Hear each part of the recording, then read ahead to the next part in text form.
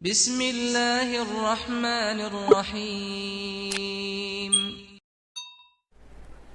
السلام علیکم ورحمۃ اللہ وبرکاتہ۔ البلاغ چینل میں آپ کا خیر مقدم ہے۔ میں ہوں محمد ابو بکر قاسمی۔ محترم ناظرین، بندوں پر اللہ تبارک و تعالیٰ کی شفقت و مہربانی کا یہ بھی ایک اثر ہے کہ اللہ تبارک و تعالیٰ نے بعض مخصوص مقامات بنائے جہاں اللہ کا خاص کرم نازل ہوتا ہے، اور اللہ تبارک و تعالیٰ نے انسانوں کو اس کی اطلاع بھی دے دی تاکہ انسان جب ان جگہوں پر پہنچے تو اپنی عمومی غفلت والی حالت کو چھوڑ کر اللہ کی یاد والی حالت میں آ جائے، اللہ کی طرف رجوع کرے اور ان جگہوں کی برکت سے اپنے آپ کو ایک اچھا انسان بنانے کی کوشش کرے۔ اسی طریقے سے اللہ نے بعض مخصوص اوقات بنائے، دن و رات بنائے، جن میں اللہ تبارک و تعالیٰ کی خاص رحمتیں نازل ہوتی ہیں، اور ان کے بارے میں بھی اللہ تبارک و تعالیٰ نے لوگوں کو باخبر کر دیا تاکہ لوگ ان دن و رات سے بہت زیادہ فائدہ اٹھا سکیں۔ ان راتوں میں سے ایک رات شعبان کی 15ویں رات ہے، جسے ہم اور آپ شب برات کے نام سے جانتے ہیں۔ آئندہ کل 28 مارچ اتوار کا دن گزرنے کے بعد وہ رات آ رہی ہے۔ احادیث میں شب برات کی بہت زیادہ اہمیت و فضیلت بیان کی گئی ہے۔ ان میں سے چند میں آپ کے سامنے پیش کرتا ہوں۔ نمبر 1، اس رات بے شمار لوگوں کی مغفرت کی جاتی ہے۔ چنانچہ حضرت عائشہ صدیقہ رضی اللہ عنہا سے روایت ہے، وہ فرماتی ہیں کہ میں نے ایک رات نبی کریم صلی اللہ علیہ وسلم کو اپنے بستر پر نہ پایا تو میں آپ صلی اللہ علیہ وسلم کی تلاش میں نکلی۔ میں نے دیکھا کہ آپ صلی اللہ علیہ وسلم بقیع یعنی مدینہ کے قبرستان میں ہیں۔ آپ صلی اللہ علیہ وسلم نے مجھے دیکھ کر ارشاد فرمایا، کیا تم یہ اندیشہ رکھتی ہو کہ اللہ اور اس کا رسول تیرے ساتھ بے انصافی کرے گا، یعنی تیری باری میں کسی دوسری بیوی کے پاس چلا جائے گا؟ میں نے عرض کیا، یا رسول اللہ، مجھے یہ خیال ہوا کہ آپ اپنی کسی دوسری بیوی کے پاس تشریف لے گئے ہوں۔ آپ صلی اللہ علیہ وسلم نے ارشاد فرمایا، اللہ تبارک و تعالی شعبان کی 15ویں رات میں آسمان دنیا پر نزول فرماتے ہیں اور قبیلہ بنو کلب کی بکریوں کے بالوں سے زیادہ لوگوں کی مغفرت فرماتے ہیں۔ بنو کلب عرب کا ایک قبیلہ تھا، تمام قبائل سے زیادہ اس کے پاس بکریاں ہوتی تھیں۔ نمبر 2، صبح تک اللہ کی ندا ہوتی ہے۔ حضرت علی بن ابی طالب رضی اللہ عنہ سے روایت ہے کہ رسول اللہ صلی اللہ علیہ وسلم کا ارشاد ہے، جب شعبان کی نصف رات آ جائے تو اس رات میں قیام کرو اور اس کے دن یعنی 15ویں تاریخ کا روزہ رکھا کرو، اس لیے کہ اس رات میں اللہ تعالی سورج غروب ہونے سے طلوع فجر تک آسمان پر نزول فرماتے ہیں اور ارشاد فرماتے ہیں کہ ہے کوئی مجھ سے مغفرت طلب کرنے والا جس کی میں مغفرت کروں؟ کیا ہے کوئی مجھ سے رزق کا طالب کہ میں اس کو رزق عطا کروں؟ کیا ہے کوئی مصیبت یا بیماری میں مبتلا کہ میں اس کو عافیت عطا کروں؟ کیا ہے کوئی ایسا اور کیا ہے کوئی ویسا؟ اللہ تبارک و تعالی برابر یہ آواز دیتے رہتے ہیں یہاں تک کہ سورج طلوع ہو جاتا ہے۔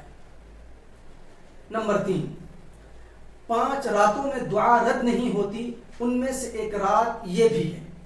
حضرت عبداللہ ابن عمر رضی اللہ تعالی عنہما سے روایت ہے، فرماتے ہیں کہ 5 راتوں میں دعا رد نہیں ہوتی، ضرور قبول ہوتی ہے۔ نمبر 1، جمعہ کی رات، نمبر 2، ماہ رجب کی پہلی رات، نمبر 3، شعبان کی 15ویں رات، اور نمبر 4 اور 5 میں عیدین کی راتیں۔ لیکن یہ یاد رکھیں کہ اس عظمت اور برکت والی رات میں بھی کچھ لوگ چند بڑے گناہوں کی وجہ سے محروم رہتے ہیں، لہٰذا ہمیں چاہیے کہ ہم ان گناہوں سے توبہ کریں اور اللہ کی بے پایا رحمت اور بٹنے والی مغفرت کے حقدار بنیں۔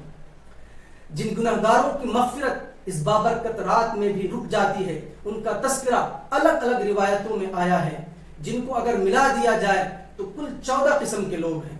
نمبر 1، مشرک، خواہ کسی قسم کی شرک میں مبتلا شخص ہو۔ نمبر 2، مشاحن، یعنی بغیر کسی شرعی وجہ کے دل میں کینہ رکھنے والا دشمنی رکھنے والا. نمبر 3 اہل حق کی جماعت سے الگ رہنے والا. نمبر 4 زانی اور زانیہ. نمبر 5 قطع رحمی کرنے والا. نمبر 6 تکبر کی وجہ سے ٹخنے سے نیچے کپڑا لٹکانے والا. نمبر 7 عاق الوالدین یعنی ماں باپ کی نافرمانی کرنے والا. نمبر 8 شراب اور نشہ آور چیزوں کا عادی. نمبر 9 قاتل.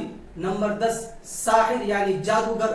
نمبر 11 کاہن یعنی ہاتھوں کے نشانات وغیرہ دیکھ کر غیب کی خبریں بتانے والا. نمبر 12 نجومی یعنی ستاروں کو دیکھ کر خبر دینے والا. نمبر 13 جبرن ٹیکس وصول کرنے والا. نمبر 14 طبلہ اور گانا بجانے والا. دوستو، شب برات کی عظمت و فضیلت کے بارے میں اور بھی کئی روایتیں ہیں. اگرچہ شب برات کے متعلق ذخیرہ احادیث میں جتنی احادیث آئی ہیں وہ سب محدثین کے اصول کے مطابق سندن کمزور ہیں، مگر چونکہ یہ حدیث متعدد ہیں اور مختلف صحابہ کرام سے مروی ہیں، مثلا حضرت ابو بکر صدیق، حضرت علی، حضرت معاذ بن جبل، حضرت ابو موسیٰ اشعری، حضرت عبداللہ بن عمر، حضرت عثمان بن ابی العاص اور حضرت عائشہ صدیقہ رضی اللہ عنہم وعنہن وغیرہ. اس لیے یہ روایات کم از کم حسن لغیرہ کے درجے میں ہیں. اور یہ یاد رہے کہ جن محدثین کے اصولوں کی روح سے ان روایات کو سند کے اعتبار سے ضعیف کہا گیا ہے، انہی محدثین کا اصول ہے کہ جب ضعیف روایت کی تائید متعدد طرق اور کئی واسطوں سے ہو جائے تو پھر وہ قابل قبول ہوتی ہے، اور اسی طرح جو روایت حد درجہ ضعیف نہ ہو وہ فضائل کے باب میں مقبول ہوتی ہے. ان دونوں اصولوں کی روشنی میں شب برات کی فضیلت سے متعلق روایات قابل قبول ہوں گی، اور یہ کہنا صحیح نہیں ہوگا کہ شب برات کی فضیلت کی کوئی اصل نہیں ہے. شب برات کی اہمیت و فضیلت سامنے آنے کے بعد ذہن میں یہ سوال پیدا ہوتا ہے کہ اس میں کیا کرنا ہے اور کیسے کرنا ہے. اس سلسلے میں چند باتیں ذہن میں رہنی چاہیے.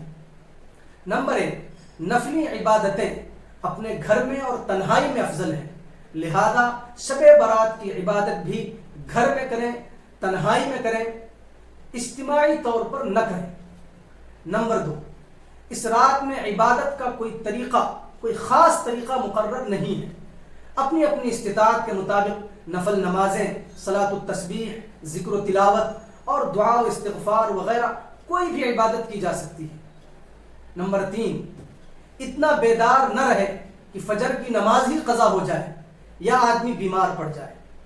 نمبر 4 بعض حضرات یہ کہتے ہیں یا یہ سمجھتے ہیں کہ اس رات ایک مخصوص طریقے سے نماز پڑھ لی جائے تو جو نمازیں قضا ہو گئی ہیں وہ سب معاف ہو جائیں گی. یہ بالکل بے اصل اور بے بنیاد بات ہے. نہ اس رات کے لیے نماز کا کوئی مخصوص طریقہ ہے اور نہ ہی نوافل پڑھنے سے قضا نمازیں ساقط ہوتی ہیں. نمبر 5 اس رات میں فضول گپ شپ میں شب بیداری کرنا، گلیوں میں چوراہوں میں ادھر ادھر ٹہلتے رہنا، اس طریقے سے اپنے اوقات کو برباد کرنا، ضائع کرنا، یہ گناہ کو لازم کرنے والا ہے، یہ نفع سے زیادہ نقصان پہنچانے والا ہے. نمبر 6 بغیر کسی اہتمام اور پابندی کے کبھی کبھی قبرستان چلا جائے.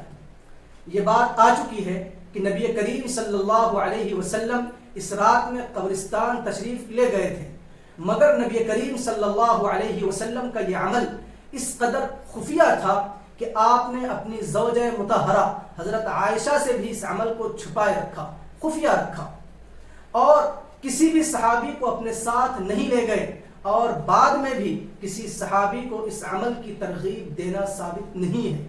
اس لیے شب برات میں ٹولیوں کی شکل میں قبرستان جانا، اس کو شب برات کا لازمی جز سمجھنا، راستوں میں روشنی کا اہتمام کرنا، یہ دین میں غلو اور زیادتی ہے. اس سے احتراز کرنا چاہیے.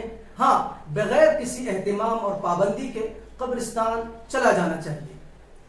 نمبر 7 اگلے دن یعنی 15ویں شعبان کا روزہ رکھیں، لیکن یہ بات یاد رہے کہ صرف 15ویں تاریخ کا روزہ مستحب نہیں ہے، بلکہ شعبان کے اکثر حصے میں روزہ رکھنا مستحب ہے، اور یہ نبی کریم صلی اللہ علیہ وسلم کا معمول تھا. کیونکہ شعبان کا پورا مہینہ بابرکت مہینہ ہے۔ اس مہینے کی فضیلت کا اندازہ اس سے بھی لگایا جا سکتا ہے کہ نبی کریم صلی اللہ علیہ وسلم اس مہینے کے اکثر حصے میں روزہ رکھتے تھے۔ چنانچہ حضرت عائشہ صدیقہ رضی اللہ عنہا فرماتی ہیں ما رأيت رسول اللہ صلی اللہ علیہ وسلم استکمل صیام شہر قط الا رمضان وما رأيته في شهر اکثر منه صیاما في شعبان، یعنی میں نے کبھی نہیں دیکھا کہ رسول اللہ صلی اللہ علیہ وسلم نے پورے اہتمام کے ساتھ رمضان المبارک کے علاوہ کسی مہینے میں روزے رکھے ہوں، اور مہینے نہیں دیکھا کہ آپ صلی اللہ علیہ وسلم کسی مہینے میں شعبان سے زیادہ نفلی روزے رکھتے ہوں۔ اب سوال یہ پیدا ہوتا ہے کہ شعبان میں کثرت سے روزہ رکھنے کی حکمتیں کیا ہیں، جبکہ رمضان میں تو روزے رکھنے ہی ہیں؟ اس سلسلے میں کئی حکمتیں ذکر کی گئی ہیں۔ علامہ طبری نے 6 حکمتیں بیان فرمائی ہیں، میں ان میں سے صرف 3 کا تذکرہ کرتا ہوں۔ نمبر 1، رمضان کی تعظیم اور روحانی تیاری۔ حضرت انس رضی اللہ عنہ سے روایت ہے کہ رسول اللہ صلی اللہ علیہ وسلم سے سوال کیا گیا کہ رمضان المبارک کے علاوہ افضل روزہ کون سا ہے؟ چنانچہ نبی کریم صلی اللہ علیہ وسلم نے فرمایا رمضان کی تعظیم کے لیے شعبان کا روزہ، یعنی رمضان المبارک کی عظمت، اس کی روحانی تیاری، اس کا قرب اور اس کے خاص انوار و برکات کے حصول اور ان سے مزید مناسبت پیدا کرنے کا شوق اور داعیہ ماہ شعبان میں کثرت کے ساتھ نفلی روزہ رکھنے کا سبب ہے، اور شعبان کے ان روزوں کو رمضان کے روزوں سے وہی نسبت ہے جو فرض نمازوں سے پہلے پڑھے جانے والے نوافل کو فرض نمازوں سے ہوتی ہے۔ نمبر 2، اللہ تعالی کی طرف اعمال کا اٹھایا جانا۔ چنانچہ حضرت اسامہ بن زید سے مروی ہے کہ رسول اللہ صلی اللہ علیہ وسلم نے ارشاد فرمایا شعبان کا مہینہ رجب اور رمضان کے درمیان کا مہینہ ہے، لوگ اس کی فضیلت سے غافل ہیں، حالانکہ اس مہینے میں بندوں کے اعمال پروردگار کی طرف اٹھائے جاتے ہیں، لہٰذا میں اس بات کو پسند کرتا ہوں کہ میرا عمل بارگاہ الہی میں اس حال میں پیش ہو کہ میں روزے دار ہوں۔ نمبر 3، مرنے والوں کی فہرست ملک الموت کے حوالے ہونا۔ حضرت عائشہ صدیقہ رضی اللہ عنہا سے روایت ہے، فرماتی ہیں کہ میں نے رسول اللہ صلی اللہ علیہ وسلم سے دریافت کیا یا رسول اللہ آپ ماہ شعبان میں اس کثرت سے روزہ کیوں رکھتے ہیں؟ آپ صلی اللہ علیہ وسلم نے ارشاد فرمایا اس مہینے میں ہر اس شخص کا نام ملک الموت کے حوالے کر دیا جاتا ہے جن کی روحیں اس سال میں قبض کی جائیں گی، لہٰذا میں اس بات کو پسند کرتا ہوں کہ میرا نام اس حال میں حوالے کیا جائے کہ میں روزے دار ہوں۔ البتہ یہ یاد رہے کہ اس کے آخری چند دنوں میں روزہ نہ رکھا جائے، اس کی ممانعت آئی ہے تاکہ پھر مکمل نشاط کے ساتھ رمضان کا روزہ رکھا جا سکے۔